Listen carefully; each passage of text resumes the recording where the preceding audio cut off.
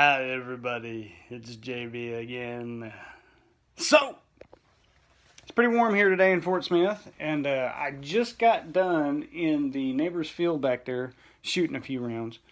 Um, I feel really confident anywhere from 15 to say 17, 18 yards. Uh, after that, there's a change after that in the ballistics of my arrow. And what I mean by that is out to about 18 yards ish, I shoot 3 under. It works really well. 5 yards, 10 yards, 15, about to 17 yards, 18 yards. At about 20 yards, the end of my arrow flight starts having a really steep drop off. I mean, really steep drop off. So, and I'm only pulling 45, 50-ish pounds, which shouldn't be a problem getting it there, but there's an arc there. So I'm having to go from 3 under to a split finger, 1 finger above the nock. And when I do that, I don't know if I just haven't practiced enough with it, or not yet. I can hit target, but my groups are suffering. Another thing that I noticed, so I guess that's just a practice thing. No big deal. Just got to practice more. Another thing that I noticed was I bought these Stinger Killer Bee 125 grain double bevel, double edge sharp, at the local pro shop here. And they're awesome. They're really good. They fly straight. I can't tell any difference. And I'm using them on a 150 spine, which if you're using a gold tips, that's about a 500 spine. Heritage traditional Carbon Express arrow, and these are about 10.1 grams per inch. So, or not grams. I keep saying grams. It's grains, dadgummit. Grains per inch. So it's a 30-inch arrow, so you're looking at 310 grains, I guess, plus the arrowhead, 125, so it's 435, I guess. Yeah. I'm bad at math. Y'all correct me if I'm wrong. I'm thinking about 435 grain arrow. The problem is, it works great.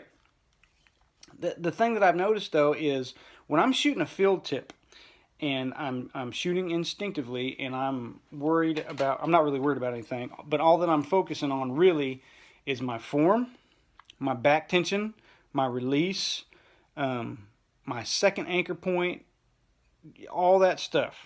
Okay, my frame, everything. When I'm thinking about that and I'm shooting field tips, I don't even look at the front of the arrow. The arrow front is I don't care. I'm not aiming, in other words. That's just the instinctual part of it. Everything else is mechanical form. The aiming part is actually instinctual. So when I put a broadhead on the end of it, what I've noticed is I'm watching the end of the arrow. Because that broadhead is different, I guess, than the field tip.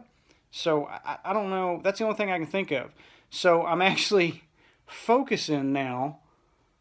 When I put that broad tip on there, I've started looking at the end of the arrow. And I'll miss my target. I'll hit the target. I'm not hitting where I want to hit.